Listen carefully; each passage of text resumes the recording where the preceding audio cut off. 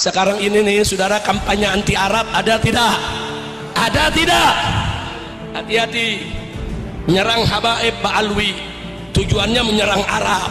Hati-hati. Mau menyerang Arab tujuannya menyerang Islam. Bukan Ba'alwi sama Arab cuma batu loncatan saudara. Kalau Ba'alwi habis, Arab habis, dibenci di bumi ini, maka besok mereka akan habisi Islam. Saya maklumi kenapa Imat begitu. Loh kok dimaklumi Beb? Ya bagaimana nggak dimaklumi? Mereka punya kedudukan mulia, Allah dan Rasulnya yang memuliakan.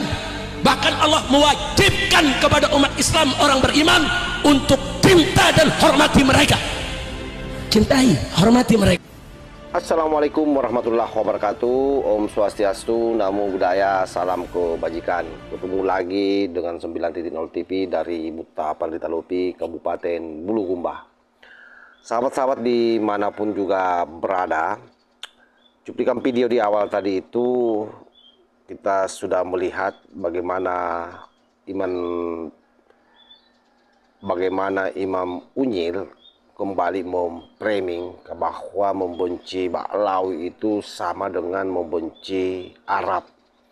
Membenci Arab itu ujung-ujungnya ingin menghancurkan Islam. Nah, itu menurut saya adalah framingan di mana beliau melakukan itu sebagai tanda tidak memiliki sama sekali akses data terkait dengan nasabnya yang dirungkat. Sehingga memang salah satu cara untuk mengalihkan perhatian para mukibing agar tetap berada di bawah naungan kendali kabib-kabib ini semua, yang notabene cucu palsu Rasulullah, ya tidak ada pilihan lain selain melakukan perimingan jahat terhadap orang-orang yang merungkat nasabnya, termasuk saya kira ke Kiai Imanuddin Usman Al-Bantani. Kita herankan juga ini orang-orang seperti Rizik Syihab ini yang sesungguhnya sudah upcare. Ya, mungkin karena sangat frustasi juga ya dengan situasi yang ada. Akhirnya ceramahnya semakin ngelantur, berupaya membuat rasionalisasi tetapi semakin memperlihatkan kebodohannya di depan publik. Ini coba kita simak seperti apa video panjangnya. Maka saat ini tidak ada satupun orientalis, saudara, yang bisa menyerang Nabi bahwa Islam hasil pertarungan politik. Tidak ada. Alhamdulillah. Kira-kira jelas gak? Yang keenam saya tambahkan lagi, di Persia bukan hanya pertarungan politik, ada pertarungan filsafat. Plato, Aristoteles, saudara. Begitu juga di Persia, pertarungan filsafat pemikiran. Di Mekah nggak ada yang ngerti filsafat. Pokoknya tahu ada patung Lat, patung Usah, sembah, selesai. Nggak ada yang ngerti filsafat, saudara. Nggak ada yang berdebat soal filsafat. Sehingga sampai saat ini tidak ada yang bisa menuduh bahwa Muhammad membawa ajaran Islam karena hasil pertarungan filsafat. Tidak ada. Sallu ala Nabi. Kira-kira jelas tidak? Paham tidak? Ternyata kalau kita beberkan satu persatu, mencari hikmah, saudara, banyak kok jawabannya. Kenapa jawabannya kok yang diambil? Karena Arab paling biadab. Lu benci Arab loh. Dia ngomong begitu tuh bugut sama Arab tuh, saudara. Benci sama Arab. Dia pengen umat nih, saudara, melihat Arab tuh jelek, bengis, kejam, jahat, kurang ajar. Nah, makanya malam ini saya sengaja paparkan begini, saudara. Kalau anda mau ingin lebih rinci lagi, kupasannya bagus sekali, saudara, silakan baca kitab Fiqhus Sirah yang dikarang oleh Asy-Syahid, saudara, Asy-Syaikh Muhammad Ramadan Al-Buti radhiyallahu taala anhu wa an walidayh. Baca, saudara. Dia jelaskan satu persatu, saudara, kenapa sih Nabi itu diutus di tengah bangsa Arab, apa sih rahasianya. Nah, kira-kira sampai sini jelas tidak? Jelas tidak? Jadi nggak ada urusan, saudara, dengan Arab paling biadab. Kalau Arab biadab, ya kan yang lain biadab juga. Betul? Betul? Jadi kalau ada yang ngomong kenapa Nabi diutus, saudara, dulu oleh Allah ke dunia ini karena seluruh dunia dalam kebiadaban. Betul? Tapi kalau dia katakan karena Arab paling biadab, tunggu dulu bilang Arab paling biadab, saudara. enaknya paling biadab. Apa dia nggak lihat bagaimana akhlaknya Sayyidina Abu Bakar Siddiq, bagaimana akhlaknya Sayyidina Umar ibn Khattab, bagaimana akhlaknya Sayyidina Utsman ibn Affan, bagaimana akhlaknya Sayyidina Ali ibn Abi Thalib dan sahabat yang lain radhiyallahu anhum. Nah, jadi jangan seenaknya saudara membuat narasi-narasi yang mengobarkan rasa benci kepada Arab. Sekarang ini nih saudara, kampanye anti Arab ada tidak? Ada tidak? Hati-hati. Menyerang Habaib Pak Alwi tujuannya menyerang Arab. Hati-hati. Mau menyerang Arab tujuannya nyerang Islam. Bukan Pak Alwi sama Arab cuma batu loncatan saudara. Kalau Pak Alwi habis, Arab habis, dibenci di bumi ini, maka besok mereka akan habisi Islam. Bahaya tidak?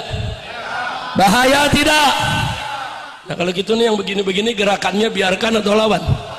Jawab yang jujur, biarkan atau lawan? Makanya umat hati-hati. Bu, ibu-ibu kayaknya tidur. Bu, coba angkat tangannya ibu-ibu. Bu. Alhamdulillah bangun semua. Alhamdulillah. Bu, zaman sekarang hati-hati bu ya. Yang nggak ngerti agama ngomong agama, ada gak? Ada gak? Yang nggak ngerti syariat ngomong syariat, ada gak? Ada gak? Yang nggak ngerti tafsir bicara tafsir, ada gak? Yang nggak ngerti hadis bicara hadis, ada gak? Udah kacau nih sekarang. Ada artis dangdut jadi ahli nasab. Udah kacau. Ayo saya mau tanya, kacau nggak? Lu jawabnya takut amat lu. Kacau tidak? Kacau tidak? Jadi mufti lagi. Di Lombok dia bicara, dia keluarkan fatwa bahwa nasab Ba'alwi dibatalkan. Iya, senar gitar lu kemana? Udah kacau, udah pusing dah. Udah ceramahnya sampai di sini aja dah. Masya Allah, kacau tidak? Ayo jawabnya kompak, kacau tidak? Kacau tidak? Ada orang ngaku kerja di BRIN. Kita periksa namanya, kita cari siapa dia. Ternyata ahli pakar ikan nila. Begitu kita lihat pakar ahli ikan nila, tahu-tahu apa disebut? Ahli DNA nasab. Iya, nasab ikan cupang. Udah kacau tidak? Kacau tidak? Makanya yang begini saya mau tanya, biarkan atau lawan? Biarkan atau lawan? Nasab dibatalkan saudara. Ternyata yang ngomong si Imad nasabnya nggak jelas. Katanya Imad bin Utsman, kita periksa, ternyata di postingan lain dibilang nama ayahnya Sarmana. Begitu kita periksa lagi, dia ngakunya Imad bin Sarman. Belakangan kita dapat dokumen dari sekolah SMP-nya di Banten saudara, ternyata nama bapaknya Haji Samun. Ini yang bener yang mana? Ya bukan, nasabnya aja nggak jelas, mau cerita nasab Ba'alwi. Iya, kalau sama ibu-ibu semua 1, 2, 3. 1, 2, 3. 1, 2, 3. Si Imad urusannya denger begini stroke lagi. Tapi saya maklumi bu. Saya maklumi kenapa Imad begitu. Loh kok dimaklumi Beb? Ya bagaimana nggak dimaklumi? Begurunya orang yang bisa bahasa semut. Ya pantas aja guru edan murid gila. Lo tahu bahasa semut? Makoli lakoni rahmata. Apa dia ngomong? Gua nggak paham. Saya mau tanya nih, ini masyarakat Kebun Juru kadang paham nggak? Kadang paham. Makoli lakoni rahmatan, makoli lana rahmatan, makoli. Paham nggak lo? Paham nggak? Sama. Udah yang begini-begini saudara, ini merusak tatanan keharmonisan hubungan antara habaib dengan ulama. Saudara, ini sebagai penutup dari saya. Habaib dzurriyyatun Nabi sallallahu alaihi wasallam. Mereka adalah keturunan Nabi kita Muhammad sallallahu alaihi wasallam. Mereka punya kedudukan mulia, Allah dan Rasulnya yang memuliakan. Bahkan Allah mewajibkan kepada umat Islam, orang beriman, untuk cinta dan hormati mereka. Sampai-sampai Sayyidina Abu Bakar Siddiq mengatakan dalam hadis sahih, dalam Sahih Bukhari, saudara, urqubu Muhammadan fi ahli baiti. Jaga kehormatan kau punya Nabi di keluarganya, cintai, hormati mereka. Bahkan dalam ayat Quran, saudara, Allah yang katakan kepada Nabi, qul la as'alukum alaihi ajra illa mawaddata fil qurba. Katakan hai Nabi, katakan hai Muhammad, katakan kepada kau punya umat, la as'alukum alaihi ajra, aku tidak meminta upah apapun atas segala jasaku, illa kecuali al mawaddah, cinta kasih, fil qurba, di dalam kerabat keluargaku. Masya Allah. Jadi itu perintah siapa toh? Perintah siapa itu? Jadi cinta keluarga Nabi, perintah Allah dan perintah Nabi. Bukan habaib yang miskinta, tidak, saudara. Enggak, ini perintah Allah dan perintah Nabi. Tapi jangan lupa juga, di sana ada ulama yang keduduknya tidak kalah mulia, saudara. Allah mengatakan dalam Al-Quranul Karim, faqala ta'ala, innama yakhshallaha min ibadihil ulama.